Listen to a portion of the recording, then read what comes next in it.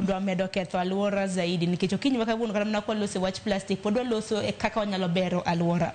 Wange ng'anyo piny Kenya nyakwaronga jwang' dwe mar auchiel naneno ng'anyo kana timore chieng' tarik 17 gi chieng' tarik 25 ema Jackie wacho ni sirikal ong'iane na kaka muya mar yiro malungo wang'. Iwacho ni miyo dhano homa zaidi town ka kinyalo tieke.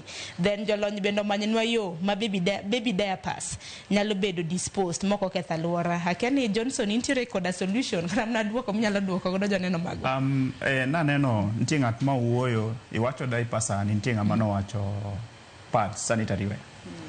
Nitie project ma wadwa timo sani igani Siaya December. Nekech sani nitiere kampuni ma deal gi eco-friendly sanitary towels. Kendo nitie kampuni matimo eco-friendly diapers. Nekech waseneno ni period is something that happens on a monthly basis. To en gima ka nyako tiyogo dwe ni pod obo tiyogo dwe mabiro no kendo dwe moro cha. Koro kokwa miyo pads motiyogo bedo eco-friendly to nyiso niya kata kwa wacho wach plastic bags, plastics chupa to koni pod okwa yud kaka wanyalo timo nade wanyalo konyogo. To ber sani ne watemo timo survey nitiere kampuni mang'eny Kenya sani matimo eco-friendly pads, eco-friendly diapers. But shida ma nitiere achiel ni pod gintiere mana Nairobi.